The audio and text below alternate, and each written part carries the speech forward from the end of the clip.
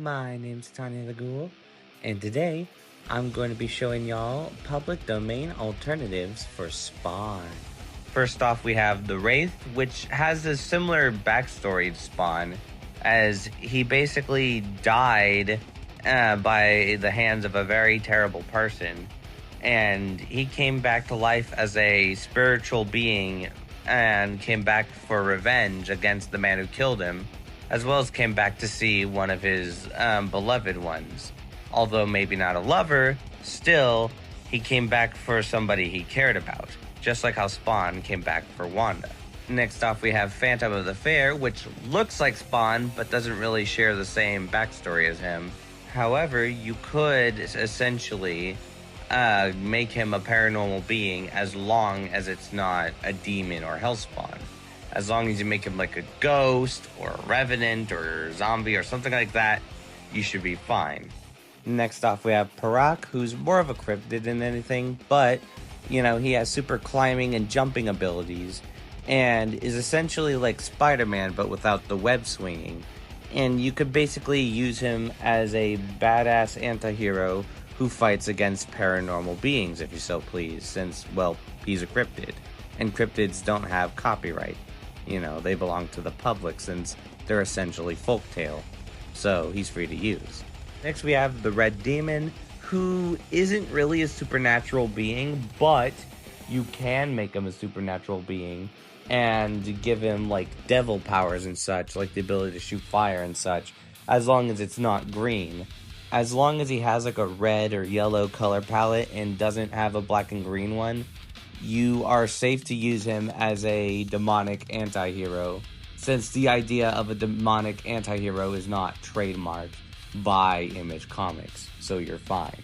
Next we have Spring-Heeled Jack, who's from English folklore, and although he kills innocent women and children in the original tale, you can make him an anti-hero who fights against paranormal beings. Next we have Black Death, who isn't really a paranormal being, but you can make him one, and you can give him like supernatural powers and have him fight against other like monsters and paranormal entities. So we have Duke of Darkness, which was also a man who was killed in a line of duty, but came back as a spirit for revenge against those who killed him, as well as fights crimes and other paranormal entities who threaten the world and the people of it.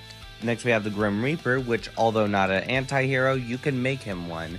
You can make him a crime-fighting anti-hero who fights against, you know, beings that threaten the balance of life and death itself. Next off we have El Cerro Negro, who's essentially the Mexican Headless Horseman, but you can make him an anti-hero and have him fight against, like, paranormal beings and monsters from Mexican folklore.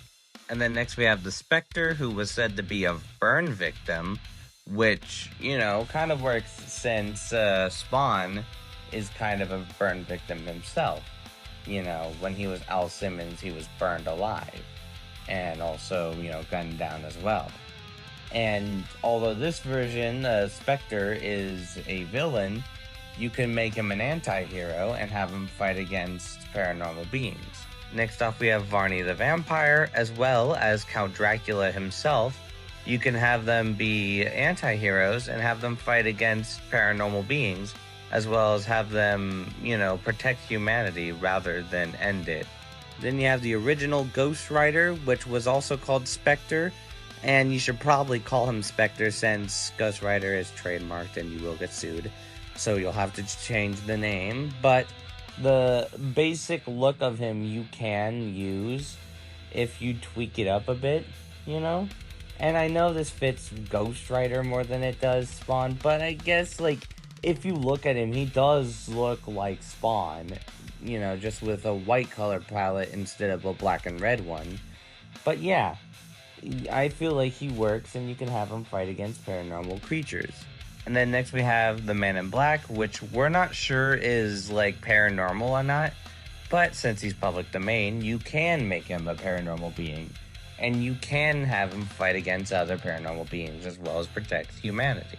You could also have the god Ares and have him be an anti-hero fighting against like Greek monsters who threaten humanity, as well as have him see the good and the bad side, giving him like a kind of morally gray look on the world. Same thing can be said about Hades too. You can have him have a more morally gray outlook on the world and have him protect the goodness of humanity while snuffing out the badness of humanity. And then you have Mr. Justice, who's also a spiritual being brought back with the idea of bringing vengeance to the ones who murdered him, as well as becoming a protector of humanity. And then next off is Nightmare, which is more of a like figment of a boy's imagination, but you can have him be an anti-hero who fights against like nightmarish beings that haunts people's dreams. And then you also have the Headless Horseman, which although a villain, you can make into an anti-hero who fights against paranormal beings, you know. You also have Davy Jones, which although a concept of death, you can make him an anti-hero who fights against pirates who threaten innocent civilians and innocent lives, and as well as other paranormal sea beings who threaten humanity. Then you have the Shimigami, which yes, were used in Death Note, I am aware, but the idea of the Shimigami are from folklore, meaning they are free to use, and you can have them be anti-heroes who snuff out evil souls but save the good ones. For the Violator, we have the Clown, we have this version of the Clown, Black Clown, as well as Coco the Clown, which can be used as demonic entities dressed as clowns to trick our little protagonists into joining the side of evil. For Malebolgia, you have the Elemental here. You have the demons from the Book of Solomon itself. You have the 7 deadly sins from the Bible. The Spider Oni King. The Bull Demon King from Chinese mythology. Chernabog, the Claw from the Claw comics, as well as Orocus, the devil from Roman mythology. For Sam and Twitch, you have Sherlock Holmes and Watson. For Overkill, you have the Nyctalope. For Cygor, you have Six Gun Gorilla. You could also technically use Gorilla Grodd, but you can't call him Gorilla Grodd. And, you know, you might have to change up the design a little bit. But Gorilla Grodd is technically public domain, since the original 1959, comic of him in it is in public domain. So, for Antonio, you have Yes Man. For Jason Wynn, you have King Azing. For Senator Scott, you can use I Can Afford Lots from the Popeye comics. And here I would say the alternative to Billy Kincaid, but since I really do not like the character, like he makes me genuinely uncomfortable, and I know he makes a lot of other people uncomfortable, I am not going to name him here. I am sorry if you wanted to see him.